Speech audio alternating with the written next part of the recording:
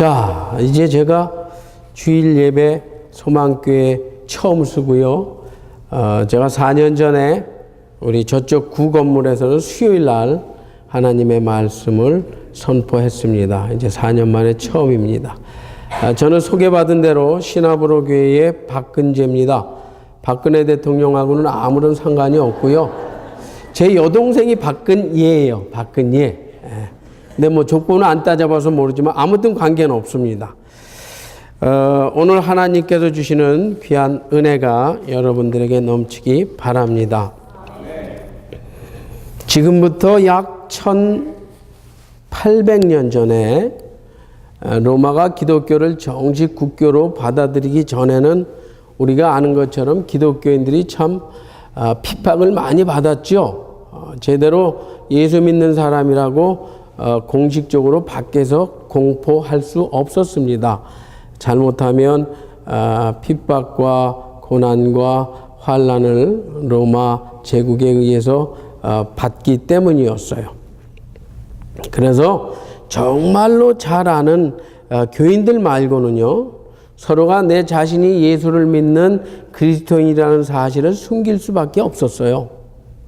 근데 단 한 가지, 서로가 모르는 사이일지라도 내가 예수 믿는 그리스도인이라고 넌지시 알릴 수 있는 방법이 있었습니다.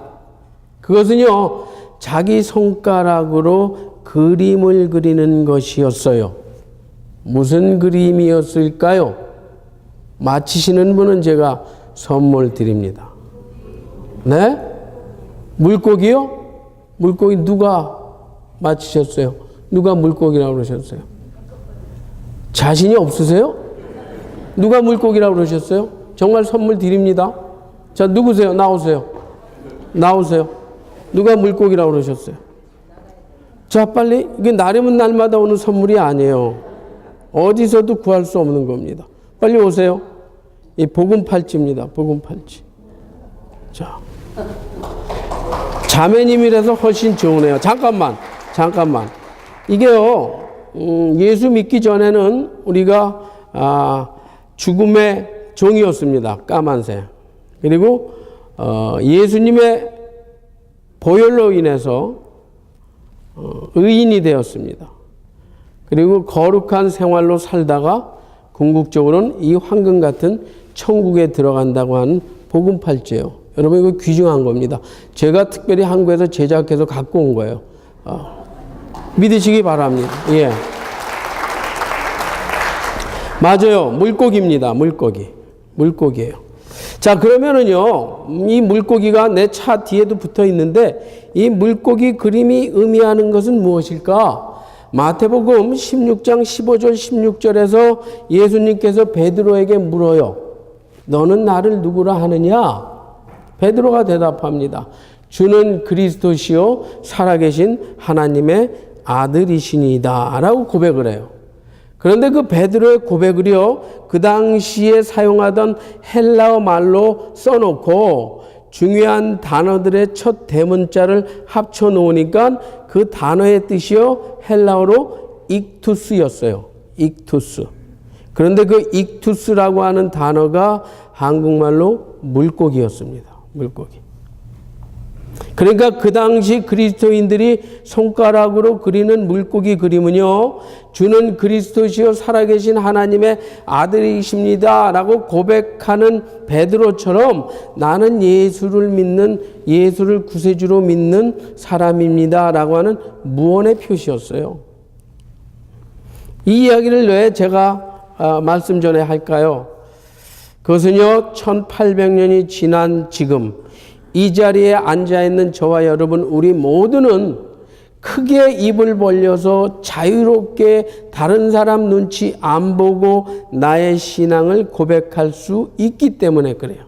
자, 저를 따라서 고백합니다. 주는 그리스도시요 살아계신 하나님의 아들이시니다. 아멘. 누가 잡아가요? 안 잡아가잖아요. 그런 의미에서 우리 주위 분들하고 기쁘게 반갑게 인사합시다. 반갑습니다. 하나 더 합시다. 말씀 잘 따라갑시다. 시작. 말씀 잘 따라갑시다. 제가 드리는 말씀 잘 따라오시려면 경청해야 돼요. 경청하시기 바랍니다.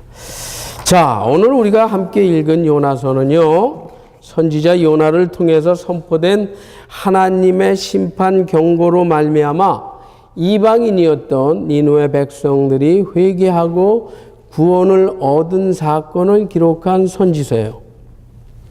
또한 요나서는요, 온 우주 만물의 주관자이신 하나님의 구원 계획에는 이스라엘 백성들뿐만 아니라 이 세상 온 인류가 포함되어 있다는 사실을 보여주고 있는 선지서입니다.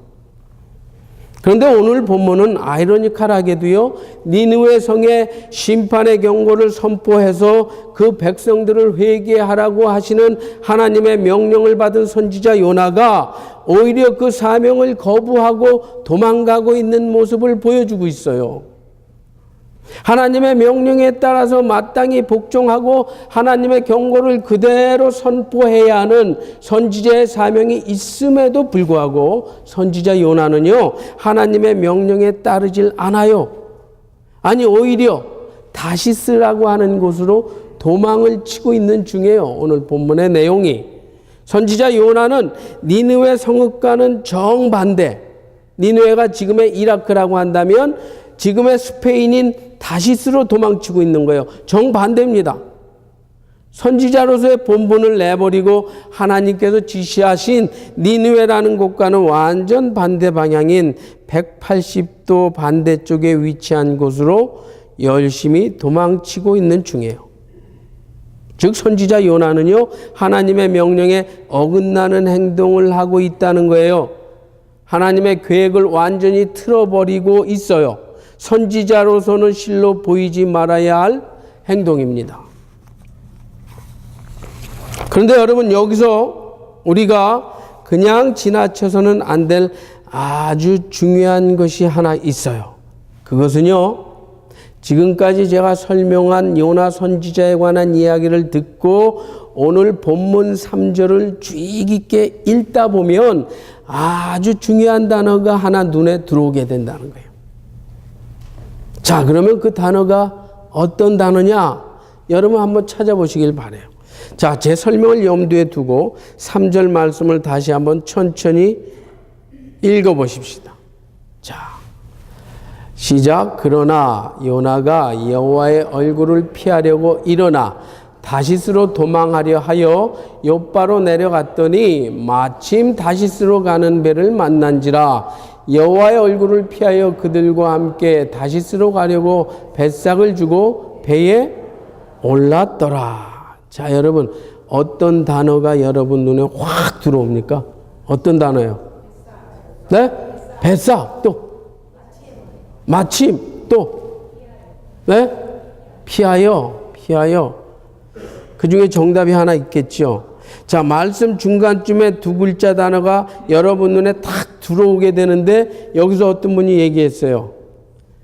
마침. 맞아요. 선물이 없어서 어떻게 합니까? 다음에 제가 올 기회가 있으면 드릴게요. 하나님께서 지시하신 선지자의 소명을 감당하기 싫어서 그래서 하나님께서 가라고 하신 곳과는 정반대 방향으로 가고 있을 때 그런데 마침 아주 적절하게 때를 맞춰서 바로 그때 마침 하나님의 낯을 피해서 열심히 도망치고 있는데 바로 그때 때를 맞춰서 그곳으로 갈 배가 요나를 기다리고 있었다는 거예요. 사실 오늘 본문의 핵심이 되는 이 마침이라는 단어가요, 영어 성경에는 단어의 형태로 독립적으로 표현되어 있질 않습니다. 그러나 히브리어 성경에 보면은 우라고 하는 이 접속사의 의미 속에 마침이라는 의미가 포함되어 있어요. 이 우라고 하는 접속사는 영어로 말하면 and나 혹은 and then 또는 now 등으로 번역될 수 있는 단어예요. 따라서 번역되면서 우리말 성경에 삽입된 이 마침이라고 하는 단어는 히브리 성경 속에 내포된 의미를 보다 더 잘 표현하고 있는 단어라고 말할 수 있어요. 우리나라 말로 번역을 아주 잘한 거지요.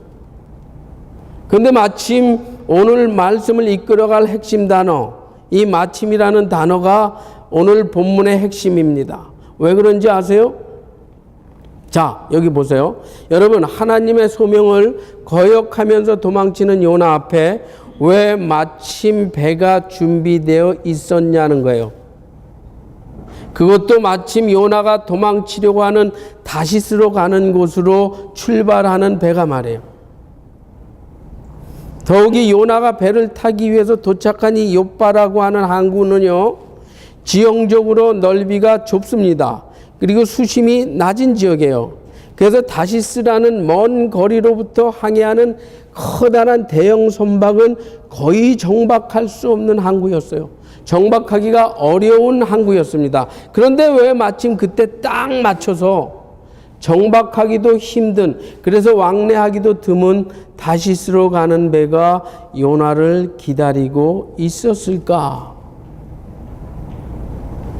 이것이 바로 마침이라는 단어가 오늘 말씀에서 핵심인 이유라는 겁니다. 여기서 우리가 한번 생각해 볼 필요가 있어요. 만일 요나가요, 욥바 항구에 도착했을 때 다시스로 가는 배가 그때 마침이 연결되지 않았다면 요나는 욥바에서 며칠 머물러야만 했겠죠. 다시스로 가는 배가 욥바 항구에 들어올 때까지 기다릴 수밖에 없었을 겁니다. 그렇죠? 만일 그랬다면 요나는 하나님께서 자신에게 지시하셨던 명령을 다시 한번 곰곰이 생각해 볼 수 있는 시간이나 기회가 있었을 거예요. 그래서 하나님의 명령에 순복할 수도 있었을 겁니다. 선지자로서의 사명을 깨닫고 돌이킬 수도 있었을 거예요. 그런데 왜 하필이면 그때 마침 다시스로 출발하는 배가 있었을까? 만사가 왜 그렇게 착착 맞아 떨어졌냐는 거예요. 여러분, 그 이유가 무엇이었을까요? 오늘 우리가 풀어야 할 숙제입니다. 숙제를 풀기 위해선 더 잘 경청하시기 바랍니다. 사무엘하 11장 1절부터 5절을 보면은요, 다윗의 부하들이 전쟁터에서 싸움을 하는 동안에 다윗은 예루살렘에 남아서 왕궁 지붕이를 거닐고 있었어요. 그런데 그곳에서 내려다 보니까 때마침 한 여인이 목욕을 하고 있는 거예요. 알고 보니 그 여인은 다름 아닌 다윗을 위해서 전쟁터에서 목숨을 걸고 싸우고 있는 우리아라고 하는 장군의 아내 밧세바였습니다. 그럼에도 다윗은 그 여인을 궁으로 불러들여서 동침을 하지요. 그리고 얼마 후에 우리아의 아내가 밧세바가 임신했다는 소식을 듣게 돼요. 그런데 다윗은 자신이 지은 죄를 감추기 위해서 밧세바의 남편 우리아를 전쟁터에서 죽게 만듭니다. 우리가 다 아는 이야기죠. 자, 그렇다면 여러분, 우리아의 아내 밧세바는 왜 하필 그때 다윗이 마침 왕궁 지붕이를 거닐고 있을 바로 그때 목욕을 했을까요?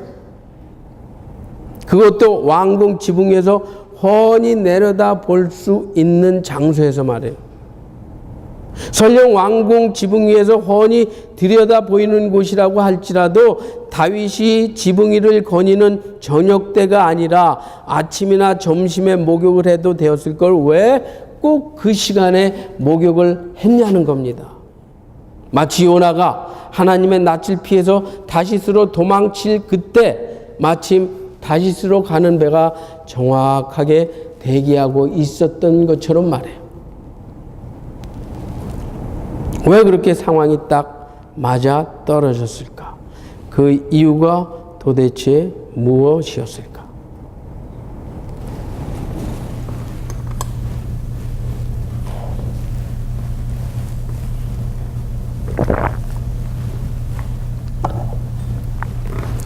자그마치 100세 때에 늦둥이 아들을 얻은 노인이 있었습니다. 100세의 아들을 얻게 되었으니까 얼마나 애지중지하는 아들이었겠어요. 그런데 그 아들이 아버지의 사랑을 한 몸에 받아서 살아가던 그 어느 날 하나님께서 늙은 아버지에게 명령하세요. 뭐라고요? 사랑하는 늦둥이 외아들 이삭을 불에 태워서 제물로 바치라는 거예요. 그러자 아버지 아브라함은 어떻게 합니까? 창세기 22장 3절을 보니까요. 아브라함이 아침에 일찍이 일어나 나귀의 안장을 지우고 두 종과 그의 아들 이삭을 데리고 번제에 쓸 나무를 쪼개어 가지고 떠나 하나님이 자기에게 알려주신 곳으로 갑니다. 그리고 계속해서 9절 10절을 보니까요. 칼을 들어서 아들을 죽이려고 합니다. 그러자 하나님께서 아버지 아브라함에게 말씀하세요. 뭐라고요? 뭐라고 합니까? 다 같이 읽습니다. 시작. 이에 아브라함이 그곳에 제단을 쌓고 나무를 버려놓고 그의 아들 이삭을 결박하여 제단 나무 위에 놓고 손을 내밀어 칼을 잡고 그 아들을 잡으려 하니 그러자 하나님께서 말씀하세요. 아브라함아, 너의 독자 아들 이삭에게 손대지 말아라. 아무 일도 그에게 하지 마라. 네가 하나밖에 없는 독자 아들을 나의 명령에 따라서 아낌없이 바치려 하는 것을 지금 내가 봤다. 네가 나를 경외하는 줄을 이제 확인했어. 그러시고는 숲을 속에 미리 준비해 놓으셨던 순양 한 마리를 아브라함에게 주시면서 그것을 번제물로 사용하라고 하십니다. 무슨 말이에요, 여러분? 하나님께서 아들 이삭을 바치라고 명령하신 이유는 뭐였다는 거예요? 아브라함의 믿음과 신앙을 확인하시고 싶으셔서 시험을 하셨다는 말이죠. 하나님께서 무엇을 하셨다고요? 시험, 테스트 하셨다는 거예요. 아브라함의 믿음과 신앙을 확인하시고 싶으셔서 시험을 하셨다는 말씀이에요. 하나님께는 매우 불경스러운 단어일지는 모르겠지만 말이에요. 여러분에게 각인시키기 위해서 더 강한 말로 하자면 하나님께서는 아브라함의 믿음을 확인하시기 위해서 이삭을 미끼로 사용하셨다는 겁니다. 여러분, 제가 사용하는 이 미끼라는 단어에 오해가 없으시길 바라요. 여기에서 제가 말하는 미끼는요, 사탄이 하나님의 자녀들을 넘어뜨릴 때 사용하는 의미가 아니에요. 여기에서 미끼란 하나님께서 자신의 자녀들의 신앙을 확인해 보는 테스트를 말하는 겁니다. 여기에서 미끼는 여러분의 신앙의 경각심을 높이기 위해서 제가 일부러 사용하는 매우 거친 단어라고 이해하셔야 됩니다. 그렇지 않으면 시험 들어요. 자, 그러니까 하나님의 소명을 거역하면서 다시스로 도망치는 요나에게 마침 다시스라는 곳으로 출발하는 배가 그때에 딱 맞춰서 준비되어 있었던 이유는 무엇 때문이었다? 하나님께서 요나의 소명과 순종을 확인하시고 싶으셨기 때문이었다. 그래서 다시스로 가는 배를 미끼로 사용하셨다라는 거죠. 따라오세요? 여러분, 우리아의 아내 밧세바가 하필 그때 다윗이 마침 왕궁 지붕을 거니고 있을 그때에 그것도 왕궁 지붕 위에서 훤히 보이는 장소에서 목욕을 했던 이유는 무엇 때문이었다? 하나님께서는 다윗의 신실함을 확인하시고 싶으셨기 때문이었다. 그래서 밧세바를 미끼로 사용하셨다라는 거죠. 역시 같은 원리입니다. 이 같은 하나님의 미끼 앞에서, 하나님의 시험 앞에서, 테스트 앞에서 아브라함은 그 미끼를 물지 않고 넘어갈 수 있었고요.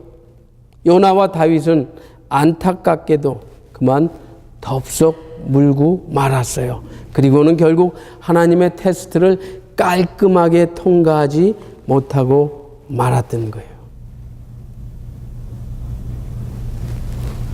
자, 그러면 여러분, 요나와 다윗은 어떻게 처신해야 했을까요? 잘 들으세요. 요나는 하나님으로부터 도망치지 말았어야 했죠. 설령 부지 중에 하나님의 명령의 중대함을 잠깐 잠깐 잊어버리고 항구 요바까지 달려왔었다 하더라도 바로 정신 차리고 니느웨를 향해서 다시 발길을 돌렸어야만 했습니다. 니느웨 성읍하고는 정반대 방향인 다시스로 가는 배가 때마침 자신을 기다리고 있었다고 할지라도 난짝 올라타지 말았어야 한다는 거예요. 다윗도 마찬가지죠. 목동임에도 불구하고 내 마음에 합한 자라고 말씀하시면서 신실함을 인정하시고 아시고 한나라의 왕으로 세우신 하나님의 기대를 저버리지 말았어야만 했고요.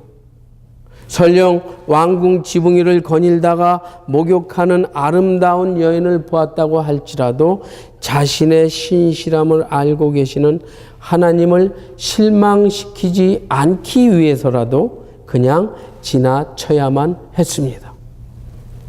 그런데 그들은 그만 그 미끼를 덥석 물고 말았던 거예요. 이민 온 지 얼마 안 됐던 시절에 이야기 하나 합니다.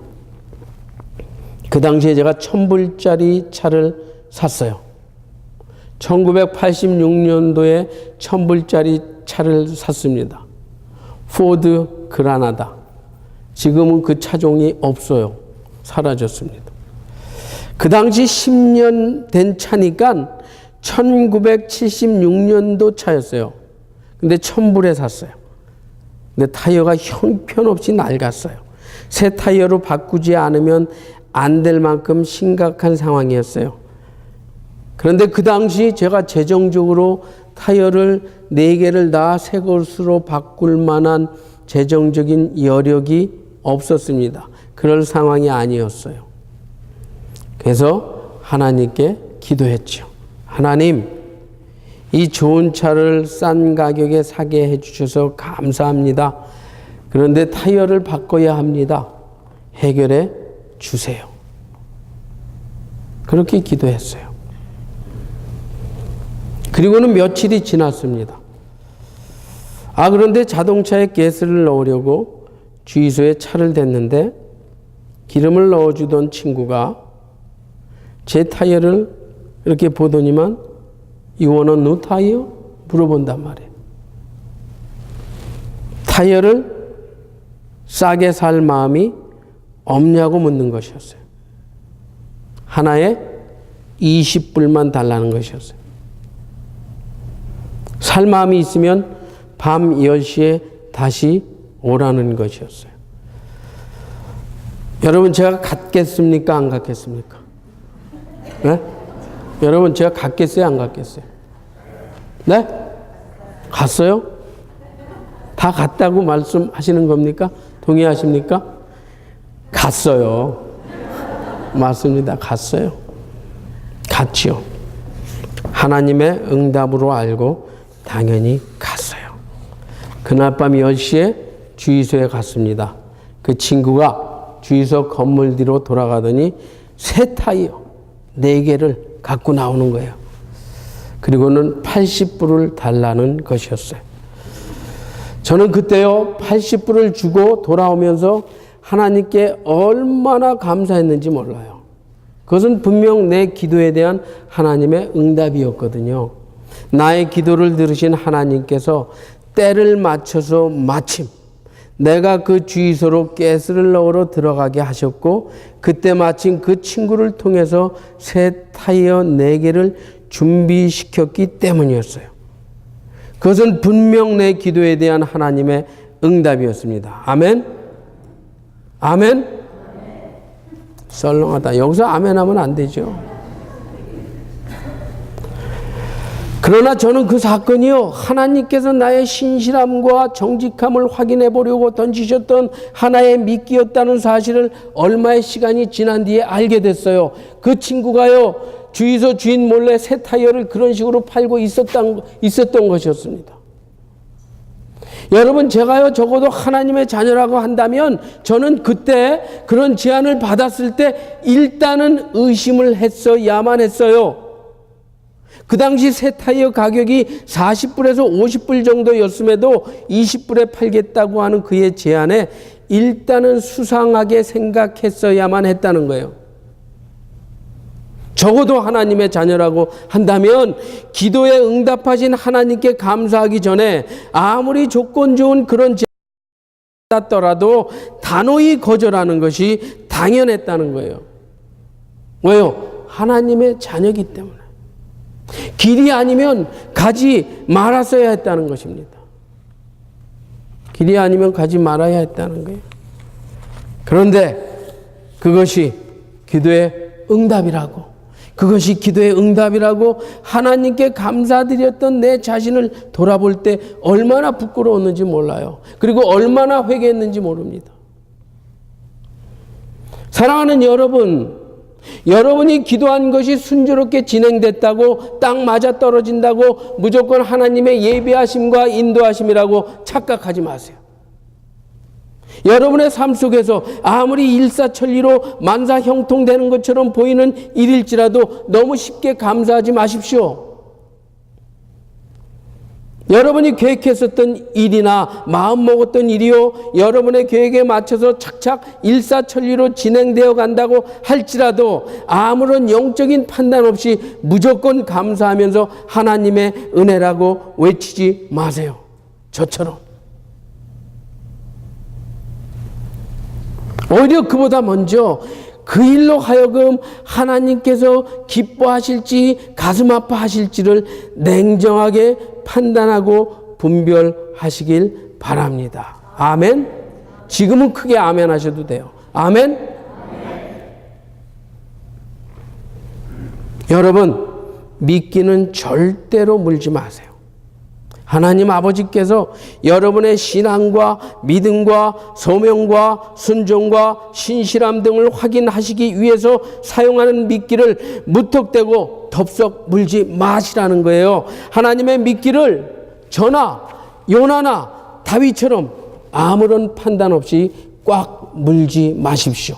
일단은 이것이 하나님의 미끼인지 아닌지 분별하시고 판단하시고 결정하십시오. 하나님의 말씀인 성경을 통해서 판단하시고요, 기도를 통해서 확인하시고요, 환경과 사람을 통해서 지혜롭게 신중하게 결정하세요. 그리고 내가 이제야 네가 나 여호와를 경외하는 줄을 확인했노다 라는 칭찬을 하나님으로부터 듣게 되시는 여러분 모두가 되시길 이 시간 간절히 소망합니다. 기도하겠습니다. 사랑의 아버지 하나님, 하나님께서 우리들의 신앙을 위해서 일부러 사용하시는 미끼가 무엇인지를 제대로 판단할 수 있는 능력을 주옵소서. 예수님 이름으로 간절히 기도하옵나이다. 아멘. 일어나서 1절 일어나서